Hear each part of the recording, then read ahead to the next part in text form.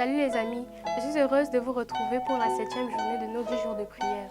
Aujourd'hui, le titre de notre histoire est « Le Saint-Esprit libéré nous fortifie dans nos souffrances ». Nos héros Lucas et Aurèle sont dans la Nouvelle Jérusalem.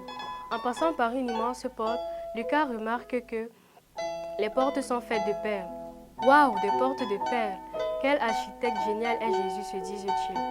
À une courte distance d'eux se tenait un homme, tourné vers l'horizon, la tête levée. Cet homme, c'est Étienne. Étienne est l'un des premiers chrétiens. C'est l'un des 7 diacres choisis dans l'église de Jérusalem pour aider les veuves et les pauvres. Lucas fait une remarque. Les bordures d'en bas de la tunique d'Étienne sont rouges, comme celles de Jean. Étienne leur explique ceci. C'est une distinction d'honneur que Jésus leur a donnée. Elle représente ceux qui ont donné leur vie pour leur foi en Jésus.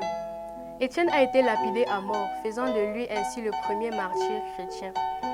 Avant sa mort, il a pardonné ses bourreaux en disant « Seigneur, ne leur impute pas ce péché ». Lisons Actes 7, verset 55. Il est écrit « Mais Étienne, rempli du Saint-Esprit et fixant les regards vers le ciel, vit la gloire de Dieu et Jésus debout à la droite de Dieu. » C'était le dernier moment de sa vie terrestre. Étienne a beaucoup souffert à cause de la foi qu'il avait placée en Jésus.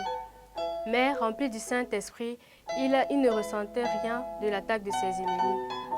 L'opposition et la souffrance auxquelles il était constamment exposé ne signifiaient rien pour lui, car il savait que Jésus l'attendait dans la Nouvelle Jérusalem pour vivre l'éternité.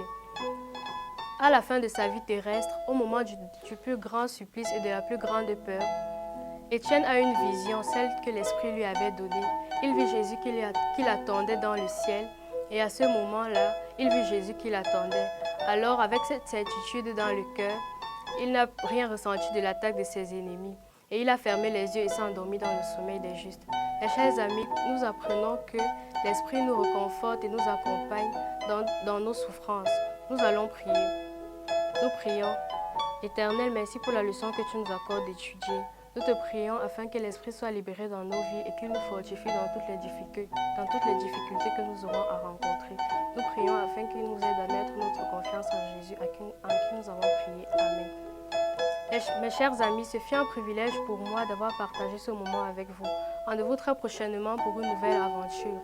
Où allons-nous aller? Qui va nous surprendre cette fois?